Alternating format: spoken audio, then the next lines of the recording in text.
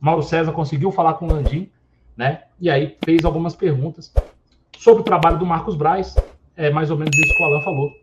O Landim respondeu: eu e Marcos Braz entramos juntos no início de 2019 e vamos estar juntos até o final de 2024, a menos que ele não queira e me peça para sair. Ele é um grande colaborador. Se tem algo errado no futebol do Flamengo, a responsabilidade é minha. Ele faz excelente trabalho, discute comigo as opções que temos e me assessora nas decisões a tomar. Então, descartou aí qualquer saída do Marcos Braz. E aí, com relação às derrotas, né, às pressões e tal, o Landim respondeu que as pressões não se limitam aos torcedores, né? Ele falou que, chegam sim as pressões, mas, de novo, minha avaliação é de que o trabalho dele, né, do Marcos Braz, é muito bom. E o responsável sou eu, relatou o presidente. E aí, na entrevista ao jornalista Mauro César, Rodolfo Landim informou que irá ao Ninho do Urubu nos próximos dias e respondeu sobre o que faria no CT. Se diria algo específico aos jogadores e ao treinador. Entendo que sei como agir para transmitir o que é necessário às pessoas. Só falou isso. O mandatário do Flamengo, que cumpre seu segundo mandato, também foi questionado sobre os motivos que o levaram a concordar com a não renovação de Dorival, mas desconversou. Foram fatores de avaliação interna, quase íntimos do clube. E aí ele não respondeu nada. O grande lance aqui é ele bancar o trabalho do Vitor Pereira e o Marcos Braz, né? Do Marcos Braz a gente já falou. E aí ele falou que tem acompanhado o trabalho do Vitor Pereira, né? Tenho acompanhado o trabalho dele, o que ele pensa e faz tem lógica e fundamento. Aos poucos estamos acertando. Vi um time em campo ontem que evoluiu muito em diversos aspectos. Tenho mais que esperança, quase a convicção de que muito em breve estaremos colhendo frutos desse trabalho, e é nisso que acredito. Então, ele banca a permanência do Braz até 2024, quando ele não será mais reeleito, né? Ele não tem mais reeleição. E do Vitor Pereira, ele falou que viu uma evolução, né? Em diversos aspectos, né? Evoluiu muito em diversos aspectos, e ele tem mais que esperança, quase convicção, de que muito em breve estaremos colhendo os frutos desse trabalho, e é nisso que ele acredita. Renan, foram poucas palavras, né? Ele falou muito pouco. Só para contextualizar, né? O Mauro César mandou mensagem por WhatsApp pro Landim, o Landim respondeu. Inclusive, tem um vídeo do Mauro César falando: olha, eu queria fazer outras perguntas e chega um momento que o cara para de responder. O cara foi fazer outra coisa, sei lá, e não respondeu mais. Queria saber o que você achou das declarações do Landim, em especial sobre o trabalho do Braz aí e do Vitor Pereira. Então, vamos lá. A declaração dele é uma declaração típica do comportamento que ele tem assumido ultimamente, né? Ele, para esses momentos, ele costuma responder nas sombras e quando tem vitória, ele costuma aparecer embaixo dos holofotes ali. E quando ele banca o VP, na verdade ele banca dois, né? O vice-presidente e o Vitor Pereira. Só que só um desses VPs a gente acredita, que é justamente o vice-presidente. E aí isso coloca a gente num risco gigante, porque se a gente acha perigoso jogador acomodado, imagine dirigente acomodado, sabendo que não vai sair e só sai se quiser. Então, assim, diante disso, esquece ciência dentro do Flamengo, porque foi exatamente o que o Alan já adiantou. Essa gestão, aos poucos, foi eliminando a ciência do clube. A gente não tem mais psicologia esportiva, a gente tinha tirado a Exos, voltou alguns profissionais que tinham trabalhado na Exos ou que tinham certificação da Exos, a gente começou a sucatear nosso departamento médico, começamos a colecionar lesões, as recuperações começaram a ficar mais lentas, teve jogador que teve aval médico para jogar com lesão diagnosticada, enfim, a gente sabe que o profissionalismo, e foi o que você falou, Marcão, você ter um cargo amador não te impede de ter um comportamento profissional. E o fato de você ter um cargo profissional não significa que esse cara é competente para o que ele deveria fazer, que é o caso do Bruno Spindel. O Bruno Spindel, ele pode fazer parte do departamento de futebol? Pode, mas como o cara que vai negociar os valores, o cara que vai ser o interlocutor entre departamento de futebol e departamento de finanças. Agora, o cara que vai ficar na linha de frente para poder analisar de fato se o trabalho do treinador faz sentido ter uma continuidade ou não, tem que ser um diretor de futebol competente. Só que aí tem um problema. Esse diretor de futebol competente, ele muito provavelmente não vai tolerar ficar em segundo plano. Ele não vai tolerar chegar numa coletiva de futebol e basicamente dizer que ele concorda com tudo que o Marcos Braz falou.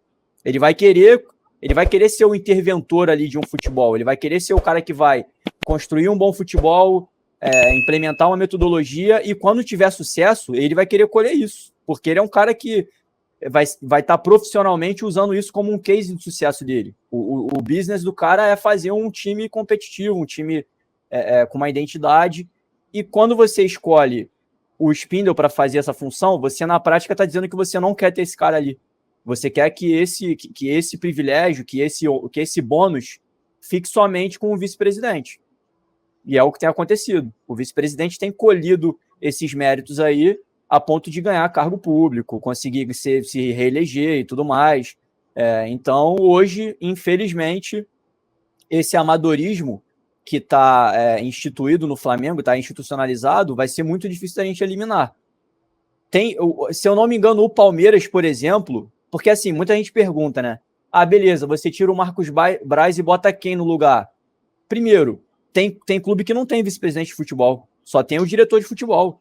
Você não precisaria ter um vice-presidente de futebol, só que no Flamengo você vai precisar mexer no estatuto para mudar isso. Será que isso vai acontecer um dia? Por que eu preciso ter um cargo amador para gerir o futebol?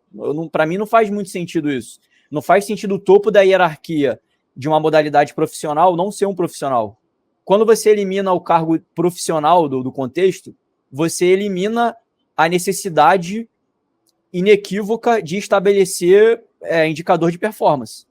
O cara não recebe. Em que momento que eu vou conseguir penalizar esse cara por uma performance abaixo? Eu vou tirar o cara do cargo para o cara não ter projeção midiática, mas isso aí não serve para o clube de futebol. Você tem que ter metodologia para contratar, critério de avaliação e implementar isso dentro do clube. Eu acho que isso nunca vai acontecer, infelizmente. E aí a fala do Landim, ela é uma fala que, na prática, ele usou o Mauro César para fazer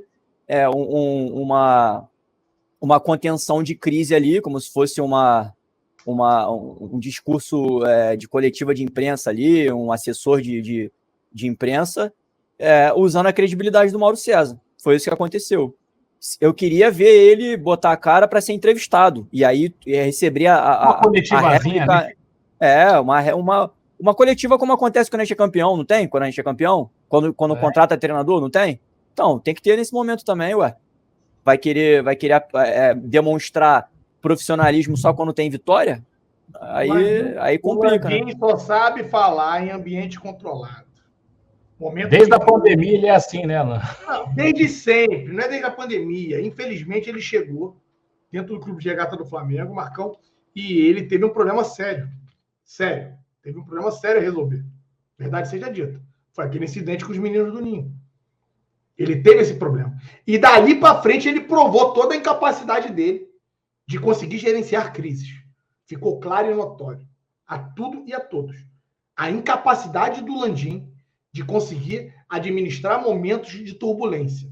Ele se esconde, ele some, ele não consegue virar público, ele não consegue se expressar, ele tem essa dificuldade. E aí, infelizmente, eu peguei, Marcão, e coloquei aqui, né, para responder o Thiago. Thiagão, na minha cabeça está muito claro. Tá, grande Thiagão? Marcão, por que vocês, youtubers, não se reúnem, montam uma chapa para a presidência do Flamengo? Pelo menos vocês amam o clube de verdade. Porque a gente também é um bando de incompetentes. Deixa eu falar um negócio para você, Thiagão. Eu não tenho a menor capacidade de estar dentro do clube de regata do Flamengo. Mas entendeu? Eu sou um cara que eu sou muito realista com as coisas. Acima de mim, ou, né, melhor do que eu, no que eu acredito que eu faça de melhor, tem gente pra caralho no mercado. Mas tem gente com força. E aí, irmão, o Flamengo tem que ter os melhores profissionais. Os melhores caras. E outra, eu financeiramente, não sei os outros youtubers, tá?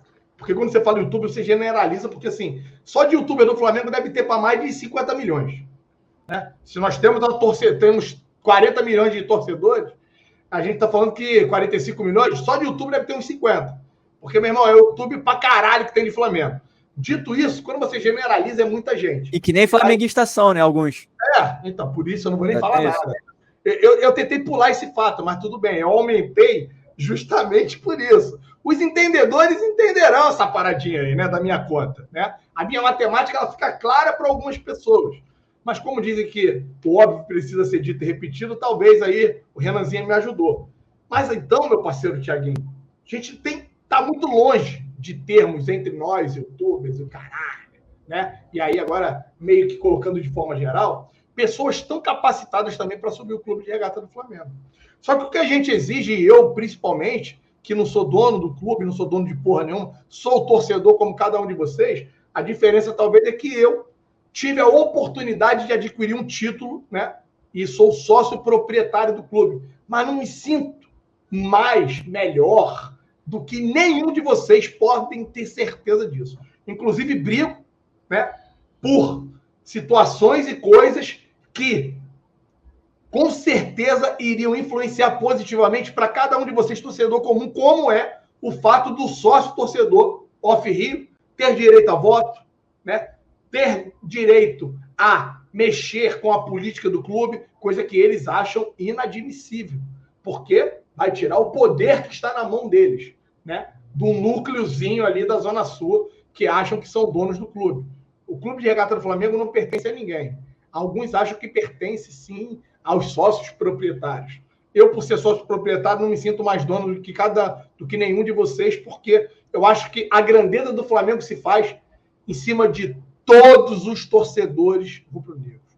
Seja ele qual for, classe social, raça, o que quer que esse cara decida ser. Você participa desse bolo. Você é parte integrante para ter um Flamengo grande, porque você impulsiona mídias digitais, você adquire produtos oficiais do clube, você assiste os jogos do Flamengo e tudo isso são formas de você contribuir positivamente com o clube. Então, eu não me acho melhor do que ninguém. Vou ser bem franco. E, Thiagão, nós youtubers, e aí eu vou botar na grande maioria, eu vou generalizar também, estamos muito longe de sermos capazes de conduzir um clube como o Flamengo. Precisamos ter os melhores. E quem lá for colocado tem que ter esse nível de cobrança. Não dá para o Marco Braz, que deveria estar acima, cobrando a pasta, já que a pasta de futebol é dele, ele está interferindo e tomando as decisões diretas do futebol, porque dessa forma ele não tem a menor capacidade de cobrar o resto da cadeia. E é isso que acontece. O que acontece, e aí, sendo bem franco, Marcão e Renanzinho, no Flamengo, deveria sim ter diretores, você tem um CEO. Esses caras deveriam prestar contas ao CEO, que é o Belotti, que é amigo particular do Landim, tá? E ao vice-presidente da pasta. Mas, na medida que o vice-presidente da pasta está totalmente inserido na forma que hoje o Flamengo conduz o departamento de futebol, isso se perde. Como é que o CEO vai ter moral de cobrar alguma coisa na pasta do futebol e cobrar no Braz? Que não tem um cargo remunerado, que está ali como vice-presidente de futebol por ser, né, homem de confiança do presidente Rodolfo Landim. Então, as coisas se perdem totalmente da forma como está desenhado e estruturado hoje o departamento de futebol, assim como os demais departamentos. Como é que o Belotti vai cobrar o departamento de marketing se é o Gustavo de Oliveira que está ali e ele que tem tomado as decisões? Abaixo dele tem profissionais, mas quem decide, quem vai e negocia é o Gustavo Oliveira, que não é o remunerado. Está errado. A forma como o Flamengo estruturou desde a chegada do Landim está completamente errada, na minha opinião. Quando eu falo que a gente não evoluiu nesse quesito, a gente evoluiu, hoje tem ficado cada vez mais claro. Só que a gente só consegue enxergar isso em momentos de crise. A gente só consegue enxergar essa porra quando o Flamengo não vence. Porque quando o Flamengo ganha, nego caga pra tudo isso, irmão. Nego tá pouco se lixando pra essa porra. Nego quer saber né, de comemorar título, de falar que não quer saber, Flamengo não é banco, a gente tem que ser campeão.